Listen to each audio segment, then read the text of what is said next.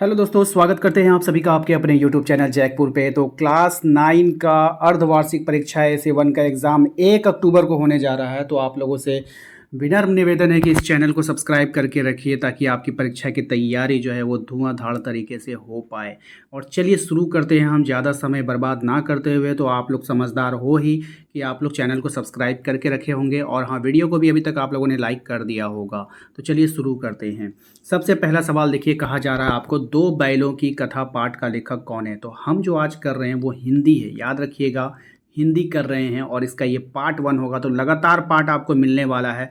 तो बिल्कुल आप लोगों की पढ़ाई में कोई कमी नहीं की जाएगी, खास करके क्लास 9 वालों के लिए। तो प्लीज़ हमारे चैनल को सब्सक्राइब करके रखिएगा।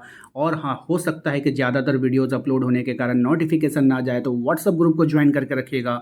व्हाट्सअप ग्रुप का लिंक हमने डिस्क्रिप्शन में भी डाल दिया है और दिए गए नंबर पर भी संपर्क करके आप ज्वाइन कर सकते हो। तो चलिए शुरू करते हैं हम। सबसे पहला सवाल, दो बैलों की कथा पाठ का लेखक कौन है। अब यहाँ पे देखिए, दो बैलों की जो पाठ का जो लेखक का नाम आपसे पूछा है, तो इसको आप लोगों को किस तरह से याद करना है। इसको याद करने का देखिए सबसे आसान तरीका है कि आपको बस इस वीडियोस को अच्छे से वॉच करना है, ठीक है। अगर आपने इस वीडियो को 2 बार देख लिया ना, तो बिल्कुल आपको जो है ना नहीं होगा, ठीक है। और हम कोशिश करेंगे जिस सवाल में ट्रिक से याद कराना होगा तो आपको ट्रिक से याद करवाएंगे। तो देखिए इसका राइट आंसर हो जाएगा प्रेमचंद। अब देखिए बैल होता है, तो बैल के साथ हम लोग क्या करते हैं भाई, हम लोग बोलते हैं भाई जानवरों से प्रेम करो भाई, प्रेम करो, ठीक है। तो दो बैलों, अब बैल जो होते हैं बहुत मेहनती होते हैं, बहुत मेहनत करते हैं, तो भाई उससे प्रेम करना चाहिए ना। तो प्रेम से क्या हो जाएगा, प्रेमचंद। प्रेम से क्या हो जाएगा, प्रेमचंद। इस पाठ में वर्णित, याद रखिएगा, क्वेश्चन नंबर 2, इस पाठ में वर्णित दोनों बैलों के नाम क्या हैं। अब देखिए ये दोनों बैल का आपको नाम बताना है भैया, तो हीरा और मोती, ठीक है। तो जो बहुत प्यारे होते हैं ना आपके घर में, तो आप उसको बोलते हो भाई ये मेरे हीरे मोती हैं, ठीक है, इस तरह से। चलिए, जानवरों में सबसे ज़्यादा बुद्धिहीन किसे माना गया, यानी जिसके पास, बुद्धिहीन का मतलब होता है जिसके पास कम बुद्धि है, ठीक है। तो किसको, गधा को बोलते हैं ना। अगर कोई काम गलत कर, अरे पूरा गधा है क्या, अबे गधे हो क्या, ऐसे बोलते हैं ना। क्यों बोलते हैं, क्यों, क्योंकि वो कोई काम गलत कर देता है, बुद्धि से काम नहीं लेता है, यानी कि बुद्धिहीन होता है वो, ठीक है। क्वेश्चन नंबर आते हैं 4 पे। जब किसी आदमी को पहले दर्जे का बेवकूफ़ कहना हो तो उसे क्या कहा जाएगा। तो उसको भी हम लोग गधा कहते हैं, पहले दर्जे, यानी कि गधों में सबसे, मतलब बेवकूफ़ों में सबसे बेस्ट बेवकूफ़ अगर कहना है तो वो गधा हो जाएगा, ठीक है। बात समझ में आए कि नहीं। पाठ में हीरा और मोती का मालिक कौन है। हाँ, अब ये अच्छा सवाल है कि इस पाठ में हीरा और मोती का मालिक कौन है। तो झूरी, कौन है भाई, तो झूरी है ना। चलिए, अब इसको याद कैसे करेंगे, देखो भाई, अब हीरा और मोती, जिसके पास हीरा मोती होगा, हीरा और मोती जिसको मिल जाएगा, वो क्या करेगा, वो झूमेगा, नाचेगा, गाएगा। तो झूम से झूमना, झूमना से झूरी, ठीक है, याद हो जाएगा ट्रिक से। गोई से आप क्या समझते हैं। अब गोई क्या है, तो गोई जो होता है वो जोड़ी होता है, क्या होता है, जोड़ी होता है, ठीक है, इसको याद रखिएगा। अगला सवाल है, गधे का छोटा भाई किसे कहा गया है। अब भैया गधा है, अब उसका छोटा भाई किसको कहेंगे, ये आपको बतानी है कि नहीं। तो देखिए गधा का जो छोटा भाई है, अब यहाँ पर आपको बताना कि गधा का छोटा भाई घोड़ा होगा, गधा होगा, शेर होगा या फिर बैल होगा। अब गधे का जो छोटा भाई कहा गया है ना, वो कहा गया है बैल को। कभी कभी आप देखोगे कि मूर्ख इंसानों को लोग बैल भी कहते हैं। आप किसी आदमी को सुनते होंगे कि पूरा बैल है क्या बे, तो बैल का मतलब क्या, मतलब गधे से थोड़ा कम बेवकूफ़, ठीक है ना। तो उसको हम लोग बैल से हम लोग उसको जो है संबोधित करते हैं। चलिए अगले सवाल पे आते हैं। अगला सवाल है हमारा, किस देश के बारे में कहा गया कि एक ही विजय ने उसे संसार की सभ्य जातियों में गण्य बना दिया। तो कौन से देश के बारे में कहा गया था, तो जापान के बारे में। झूरी ने बैलों को कहाँ भेजा, ठीक है, झूरी ने बैलों को कहाँ भेजा था, क्वेश्चन नंबर 9 आपसे पूछ रहा है। तो अपने ससुराल भेज दिया था, कहाँ भेज दिया था, अपने ससुराल में। कौन ज़्यादा सहनशील था, हीरा मोती, हीरा और मोती दोनों, कौन ज़्यादा सहनशील था आपको बताना है। तो हीरा जो था ना वो ज़्यादा सहनशील था। देखिए आप, हीरा और मोती दोनों में सबसे कीमती कौन होगा, हीरा होगा, तो सबसे ज़्यादा क्या हो जाएगा, हीरा हो जाएगा, ठीक है। ट्रिक से याद कीजिए। झूरी के बैल कैसे थे। अब जो झूरी के जो बैल थे वो कैसे थे आपको बतानी है भाई।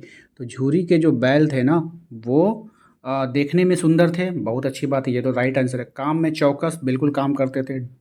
डील में ऊंचे थे, यानी कि बॉडी शॉडी में ऊंचे थे। तो इनमें से सभी ऑप्शन डी इसका राइट आंसर होगा। बैलों को रोटी किसने खिलाई थी। अब जो बैल थे उसको रोटी किसने दिया था भाई। तो उसको जो रोटी दिया था वो दिया था भैरव की बेटी ने दिया था। अब देखिए बेटी रोटी, मिलता जुलता है तो बिल्कुल याद हो जाएगा आपको। दोनों बैलों को भगाने में किसने मदद की? अब दोनों बैलों को भगाने में मदद यहाँ पे किसने किया था? तो भैरव की बेटी ने किया था। ठीक है। लावारिस पशुओं को बंद करने का स्थान क्या कहलाता है? अब जो लावारिस पशु है इसको बंद करने का स्थान क्या कहलाता है? कांजी हाउस कहते हैं इसको। क्या बोलते हैं? कांजी हाउस। उच्छाह का पर्यायवाची क्या होगा? तो उच्छाह का जो पर्यायवाची होगा उत्सव और आनंद दोनों हो जाता है। ठीक है, याद रखिएगा। गधा एकाध बार कुलेल कर लेता है। कुलेल, ठीक है, कब करता है आपको बतानी है। राइट आंसर बैसाखी महीने में। कब? बैसाखी के महीने में। कांजी हाउस से हीरा और मोती को किसको बेचा गया? कांजी हाउस से हीरा और मोती को किसे बेच दिया गया था? तो एक दढ़ियल व्यक्ति को, जिसका दाढ़ी होता है ना उसको हम लोग दढ़ियल बोलते हैं, उसको बेच दिया गया था। किसके कारण हीरा और मोती को नाद की ओर देखा तक नहीं? किसके कारण हीरा और मोती ने नाद की ओर देखा तक नहीं था? तो अपमान के कारण, उसका अपमान हुआ था, इस कारण वो नहीं देखा। लेकिन औरत पर सींग चलाना मना है, किसका कथन है?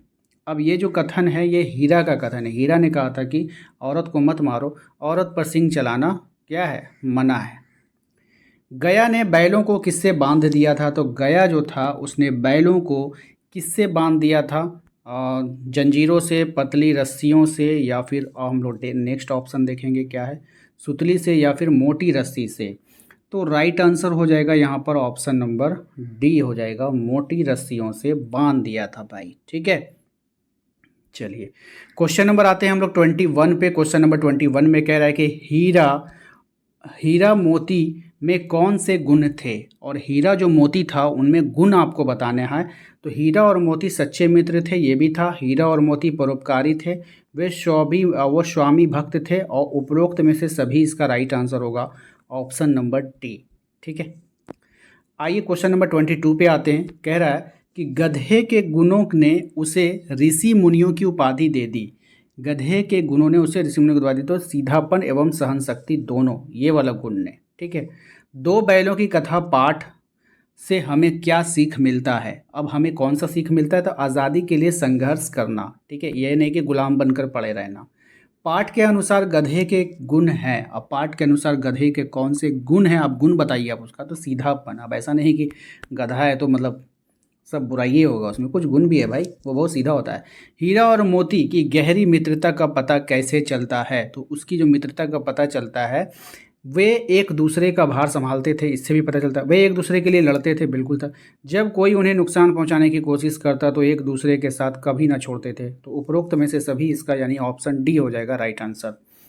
क्वेश्चन नंबर 26 पे आते हैं। कह रहा है आपसे कि दीवार का गिरना की अधमरे से पड़े हुए सभी जानवर चेत उठे, वाक्य में कौन सा भेद है? अब इस वाक्य में जो भेद बताना है तो ये मिश्र वाक्य है। कैसे हैं? ये कौन सा वाक्य है? मिश्र वाक्य, दो वाक्यों को जोड़ा गया है। क्वेश्चन नंबर आता है 27 में, गधे के चेहरे पर कैसा भाव छाया रहता है? अब गधे का जो चेहरा होता है ना उस पर उसको कैसा भाव छाया रहता है ये आपको बतानी है। राइट आंसर हो जाएगा आपका ऑप्शन नंबर बी, अस्थाई विषाद।